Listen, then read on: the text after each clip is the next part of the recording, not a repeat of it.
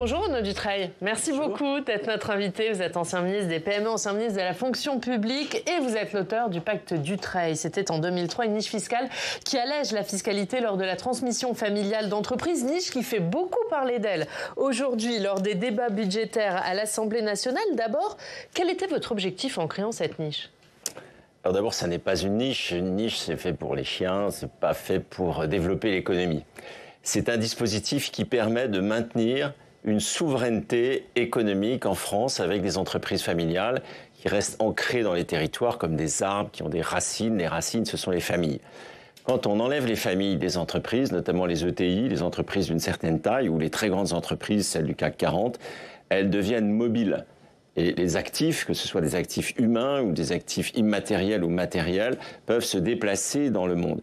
Donc pour une économie, la meilleure façon de conserver les emplois et les entreprises en France ou dans un territoire, c'est le capitalisme familial. Quand on s'attaque au capitalisme familial, on fait le bonheur du capitalisme financiarisé et notamment le capitalisme anglo-saxon. Donc il y a toujours un perdant, un gagnant. Et donc aujourd'hui, en s'attaquant au pacte Dutreil, on fait le bonheur de Wall Street. Et c'est ça qu'il faut dire aussi aux Français, parce qu'ils n'ont pas forcément compris cela.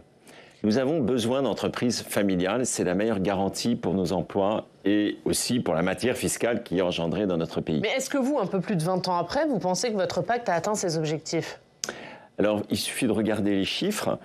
Entre 1981, donc l'arrivée de François Mitterrand en France au pouvoir, et le moment où j'ai mis en place ces pactes, nous avons une perte très forte d'ETI en France. C'est-à-dire le nombre d'ETI réduit, alors qu'il augmente en Allemagne, qu'il augmente en Grande-Bretagne, qu'il augmente en Italie, dans les pays qui nous entourent.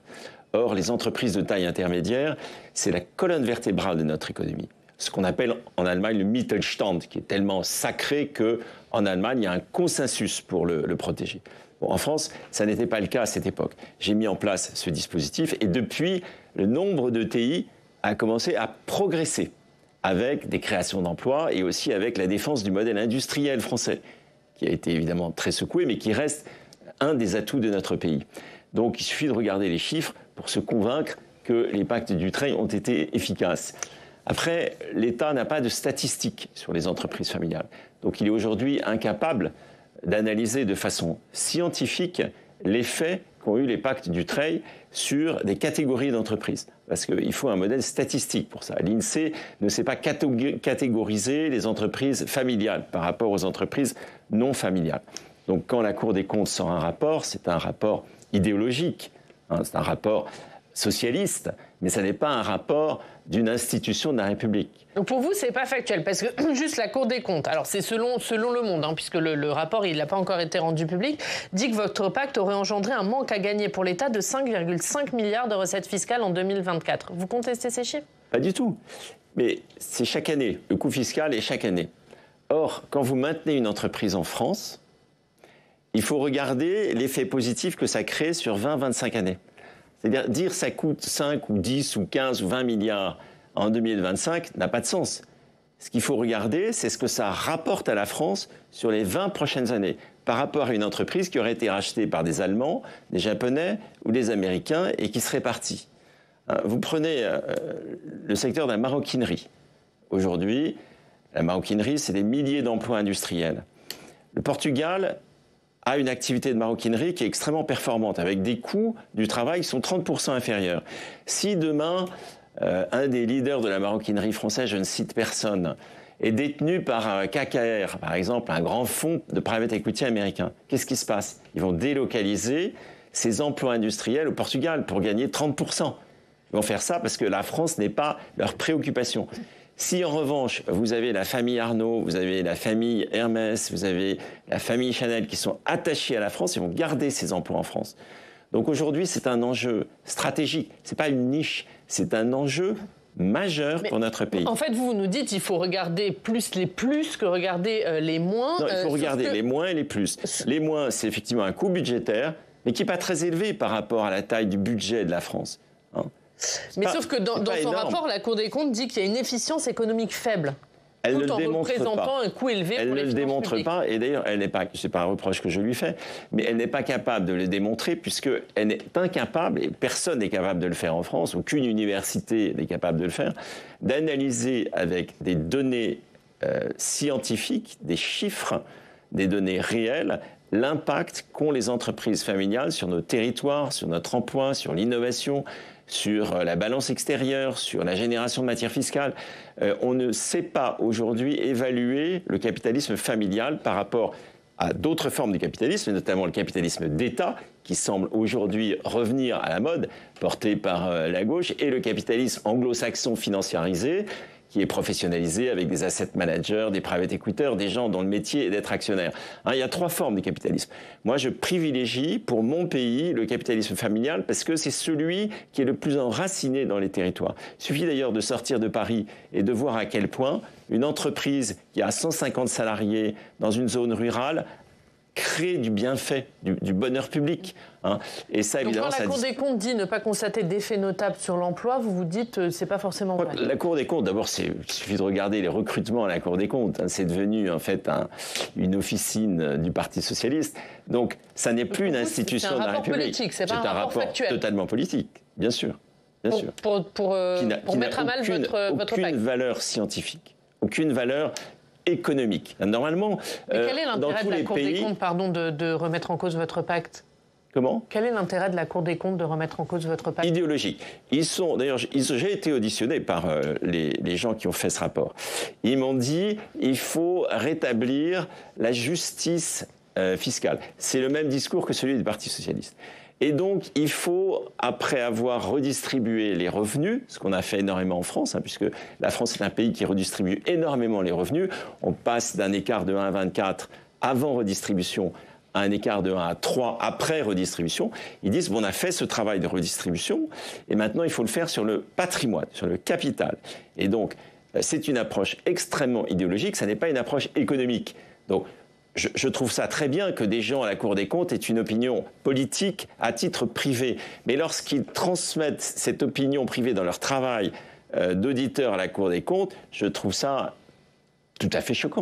Alors, il n'y a pas que la Cour des comptes qui remet en cause votre pacte. Il y a aussi des débats en ce moment au Parlement. Par exemple, la présidente du groupe écologiste, Cyril Châtelain, a dit « Soyons sincères, ce n'est rien d'autre que de l'optimisation fiscale ».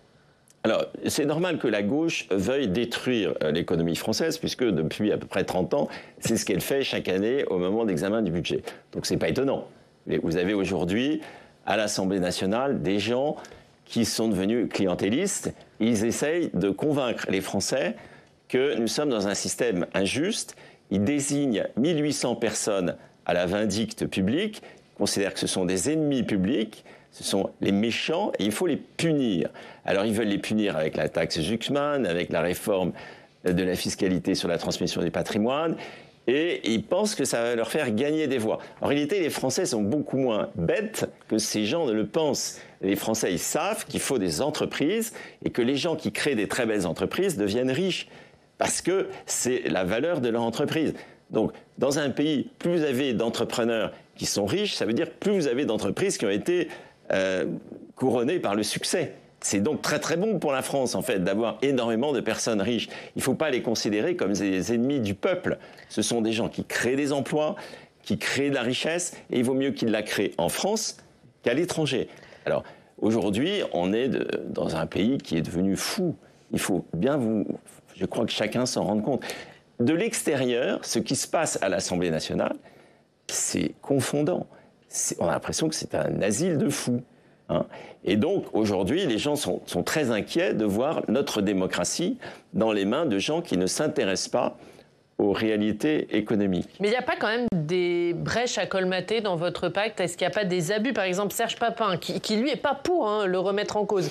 Le nouveau ministre des PME, il dit on ne peut pas fermer les yeux sur certains abus manifestes qui dénaturent l'esprit du dispositif. Il faut le rendre plus équitable, plus efficace. Ça, c'est le discours de la gauche. Hein, c'est le discours de la gauche, voilà, c'est de dire chaque fois qu'il y a un abus, il faut légiférer.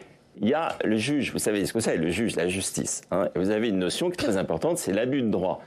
Donc, lorsque vous avez un pacte du trade dans lequel quelqu'un mettrait, je ne sais pas, un château ou un yacht ou des œuvres d'art, eh bien... C'est une des critiques, que ça permet de défiscaliser des biens d'une grande valeur. c'est pas la peine de changer la loi. Hein. Le juge est capable de sanctionner cette personne qui a mis des actifs personnels dans son pacte Dutreil. Parce que dans le pacte Dutreil, évidemment. Et de toute façon, si on change la loi, il faudra que le juge s'assure qu'elle est respectée. Donc, en réalité, à la fin, pour chaque cas particulier, c'est le juge qui va trancher. Eh bien, le juge, il a aujourd'hui tous les outils pour vérifier qu'il n'y a pas d'abus. En réalité, cet argument de l'abus, c'est un argument utilisé par la gauche pour s'attaquer au dispositif lui-même.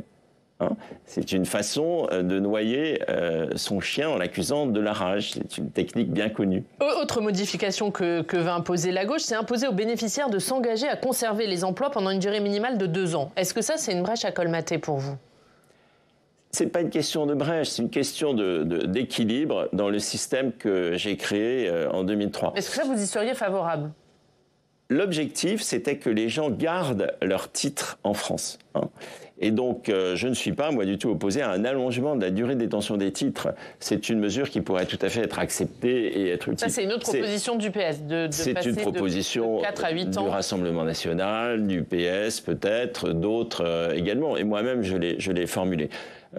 Mais ce n'est pas à ça qu'ils veulent. Oui, on peut allonger la durée de détention des titres. Mais le problème, ce n'est pas ça. C'est l'incompréhension qu'il y a sur le capitalisme familial. Je reviens à ça. C'est vital pour notre pays. Mais est-ce que vous seriez quand même pour une réforme? Est-ce qu'il y a des choses à changer dans votre pacte? Il faut supprimer cet impôt. La vraie réforme, c'est de supprimer tout impôt sur la transmission des entreprises. Moi, je suis tout à fait favorable à des impôts sur les flux générés par une entreprise. C'est l'histoire de la fable de la poule aux œufs d'or. Il est normal que l'État prélève sur les œufs que la poule aux œufs d'or pond tous les matins. Il peut prendre un œuf, 2 œufs, 3 œufs. Mais arracher une aile à la poule, arracher une patte à la poule, ce qui est exactement ce que fait la taxe Zuckman ou la suppression des pactes Dutreil, c'est idiot. Parce que vous tuez la poule. Et dans ce cas-là, qu'est-ce qui se passe? Vous n'avez plus d'œufs le matin. Donc l'État, il a intérêt à prélever sur les flux, sur l'argent qui est généré, la valeur créée par les entreprises, mais il n'a aucun intérêt à long terme à arracher une partie de la valeur de l'entreprise pour la mettre dans ce tonneau des Danaïdes qui s'appelle le budget de l'État. Donc il faut essayer d'être intelligent, parce que c'est l'intérêt de tout le monde de l'être aujourd'hui. Nous sommes un pays fragile, nous sommes un pays extrêmement endetté, on ne peut pas s'amuser. Aujourd'hui, qu'est-ce qui se passe? On a des gens qui conduisent un véhicule et qui ont un obstacle devant eux qui s'appelle le mur de la dette, et au lieu de freiner, ils accélèrent. Et ils sont en infraction par rapport au code de la route qu'ils ont eux-mêmes voté. Le déficit, on est en infraction, la dette, on est en infraction, et le pays ne supporte plus les impôts qui sont à un niveau extrêmement important. Et on va revenir plus largement sur le budget, mais pour terminer sur votre pacte, Serge Papin lui propose de l'élargir. Alors lui, il n'est pas pour une remise en cause. Il dit on pourrait, pour les TPE notamment, imaginer un Dutreil adapté aux salariés. Il envisage, en plus de faciliter la transmission aux familles, d'étendre les avantages fiscaux aux salariés de petites entreprises artisanales qui voudraient reprendre le flambeau. Ça, c'est une bonne idée? Alors, il faut absolument préparer la transition démographique dans ce secteur des TPE, parce qu'il va y avoir énormément de petites entreprises dont les dirigeants vont partir à la retraite. Alors, soit l'entreprise disparaît, et c'est dommage, soit on trouve un repreneur. Donc il faut tout faire pour aider le repreneur et il faut que la fiscalité soit extrêmement douce dans la reprise. Mais mettez-vous à la place d'un boulanger qui a 2 boulangeries. Je ne pense pas que ce boulanger, au moment où il arrive à la retraite, il va donner ces 2 fonds de commerce à ses salariés. Or, là, ce dont on parle aujourd'hui, c'est un système de donation. Ça veut dire qu'on donne à ses enfants, et M. Papin dit on va donner aux salariés. Mais qui va donner son entreprise à ses salariés gratuitement au moment où il part à la retraite? Non, la plupart des artisans, quand ils partent à la retraite, ils vendent leurs fonds parce que c'est avec ça qu'ils vont vivre pendant les années qui viennent. Donc qu'est-ce que veut dire M. Papin? Est-ce qu'il veut dire qu'il faut absolument que le boulanger il donne gratuitement à ses salariés son entreprise quand il part à la retraite? Il n'y a pas un boulanger qui va accepter. Est-ce que vous pensez que votre pacte il va survivre à l'examen du budget? La bonne question, c'est est-ce que l'économie française va survivre à la situation politique d'aujourd'hui? C'est ça la question. Et votre réponse? Et je suis extrêmement inquiet, et je ne suis pas le seul. Énormément de chefs d'entreprise aujourd'hui et de salariés sont extrêmement inquiets de la façon dont notre pays est dirigé. C'est la maison des fous. C'est extrêmement préoccupant. Et nous ne sommes pas les seuls à le penser. Les gens qui nous regardent... Emmanuel Macron, les oppositions... Ceux qui dirigent ce pays aujourd'hui ne le dirigent pas dans l'intérêt de la France. C'est clair. Alors, qu'est-ce qu'ils veulent à l'Assemblée nationale? Ils veulent sauver leur siège. Donc, ils ont peur d'une chose, c'est la dissolution. Ils ne veulent pas revenir vers les électeurs parce qu'ils savent que les électeurs vont les sanctionner du fait de la mauvaise qualité du travail qu'ils réalisent. Donc, ils ont très peur de la sanction du peuple. Il faut probablement laisser le peuple décider aujourd'hui et donc effectivement dissoudre l'Assemblée nationale. Cette Assemblée n'est pas capable de diriger le pays, on le voit bien chaque jour avec les débats qui ont lieu sous nos yeux. Mais Emmanuel Macron, il a nui à l'économie française selon vous? Emmanuel Macron, il a perdu le volant, il ne tient plus le volant. Pendant 2 ans, il a fait de bonnes réformes que j'ai soutenues. Entre 2017 et 2019, avant la crise des Gilets jaunes, il y a eu des réformes que, d'ailleurs, moi-même, j'ai soutenues activement. La flat tax, la réforme de la fiscalité sur le patrimoine, la réforme du Code du travail ont eu un effet positif sur ce qu'on appelle la politique de l'offre, qui a été efficace. En revanche, à partir des Gilets jaunes, c'est-à-dire quand même une assez longue période jusqu'à aujourd'hui, il n'y a plus de pilote dans l'avion. Donc ça fait 7 ans qu'il n'y a plus de pilote dans l'avion. Bien sûr. Aujourd'hui, il pilote plus. Sur la partie économique, bien sûr. Pourquoi? Parce que notre pays est aujourd'hui très handicapé par les finances publiques, par une dette qui n'est plus supportable. Cette dette a explosé depuis les Gilets jaunes. Et qui était président de la République et qui est président de la République encore pendant cette période d'explosion de la dette publique? C'est Emmanuel Macron, c'est personne d'autre. Donc le responsable, évidemment, de cette dérive des finances publiques, c'est évidemment le président de la République quand il a une majorité. Après, il a perdu la majorité, donc il a perdu encore plus de pouvoir. Mais la politique de l'offre, ça n'est pas uniquement l'offre privée, c'est aussi l'offre publique. Or, la qualité des soins, la qualité de l'école, la qualité de la sécurité, c'est aussi important que d'avoir des entreprises performantes. Et là-dessus, il ne s'est rien passé. Pendant 7 ans, il ne s'est rien passé. Et donc, nous avons aujourd'hui des Français qui sont insatisfaits de la qualité des services publics, avec un niveau de dépenses publiques de 57% du PIB, qui est sans aucune comparaison internationale. Nous sommes devenus une économie socialiste. Il faut appeler un chat un chat. Nous sommes dans une économie socialiste. Or, nous savons que les économies socialistes ne font pas le bonheur des gens. Elles font généralement plutôt leur malheur et les appauvrit. Donc il faut complètement inverser la tendance, revenir à une règle d'or que je souhaiterais voir inscrite dans la Constitution, de 50% maximum de dépenses publiques par rapport au PIB.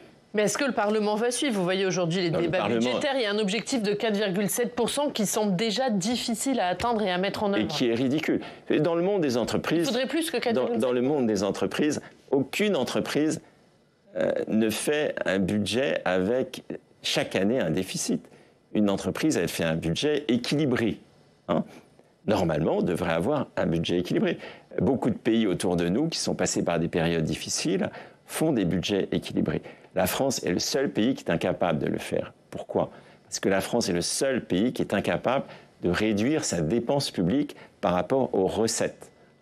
Donc, c'est très simple. Soit vous augmentez la croissance, vous avez plus de recettes, soit vous diminuez les dépenses publiques parce que vous êtes incapable de les financer. Aujourd'hui, qu'est-ce qui se passe? On a des gens qui sont volants, mais derrière eux, ils ont des enfants, des petits-enfants. Mes petits-enfants, mes enfants, sans ceinture de sécurité. Et ils ont un obstacle devant eux, qui est cette dette faramineuse, et au lieu de freiner, ils accélèrent. Et on parlait tout à l'heure d'alcool, ce sont des conducteurs en état d'ébriété avancée. Avec des républicains qui disent aujourd'hui que le PS prend en otage Sébastien Lecornu, la France, vous êtes cofondateur vous, de l'UMP, Renaud Dutreil. Quel regard vous portez aujourd'hui sur ce que sont devenus les républicains? Ils ont, je pense, trahi leurs électeurs de façon récurrente et perdu leur enracinement populaire. Aujourd'hui, c'est un parti de notables, comme le Parti socialiste, d'ailleurs ce sont des partis de notables, mais qui n'ont plus de lien avec le peuple français. Et donc on voit ce qui s'est passé dans les urnes. Le peuple français est allé vers le Rassemblement national parce qu'il n'avait plus de solution fiable dans ce qu'on appelle les partis de gouvernement. La social-démocratie a disparu, elle est prise en otage par LFI. Le macronisme s'est effondré sur lui-même. comme une sorte de trou noir qui absorbe toute l'énergie. On absorbe même le 49.3 n'existe plus, la majorité n'existe plus, il n'y a plus de chef pour diriger le navire. C'est un effondrement sur soi. Et LR est absorbé par cet effondrement du centre et du centre droit. Donc ils sont condamnés à disparaître ? Leurs électeurs vont les quitter, et les quittent d'ailleurs régulièrement. On a vu à quel point, depuis que j'ai créé l'UMP en 2002, parce que j'ai été l'éphémère président de cette formation politique, eh bien, nous étions le premier parti de France. Nous étions le premier parti de France. Aujourd'hui, c'est un petit parti qui essaye de sauver des sièges avec pas mal en nombre d'adhérents. Mais les adhérents, c'est pas ça qui compte. Les adhérents, c'est une vision un petit peu partielle. Ce qui compte, c'est les électeurs, les gens qui mettent un bulletin de vote dans les urnes. C'est ça la vérité des choses. Un dernier mot, Xavier Bertrand a demandé hier soir à Bruno Retailleau de lever les ambiguïtés entre les LR et le RN. Il y a des ambiguïtés, selon vous ? Je ne sais pas ce qu'on appelle des ambiguïtés. Je pense qu'aujourd'hui, il faut regarder ce que fait le peuple français, ce qu'attend le peuple français. Et passer son temps à dire « le diable est dans la pièce » est totalement ridicule. Mais ça veut dire quoi ? Il faut une union des droites pour vous ? Je ne pense pas que l'union des droites soit possible parce que ni le RN ni LR ne le veulent. Mais l'union de droite, elle va se faire dans les urnes. C'est-à-dire qu'à un moment donné, LR n'aura plus d'électeurs ou très peu d'électeurs. Ils seront tous passés au Rassemblement national. Donc l'union des droites, elle se fera aux dépens des gens qui pensent que le diable est dans la pièce. Merci Renaud Dutreil. Merci beaucoup d'avoir été notre invité pour cet entretien.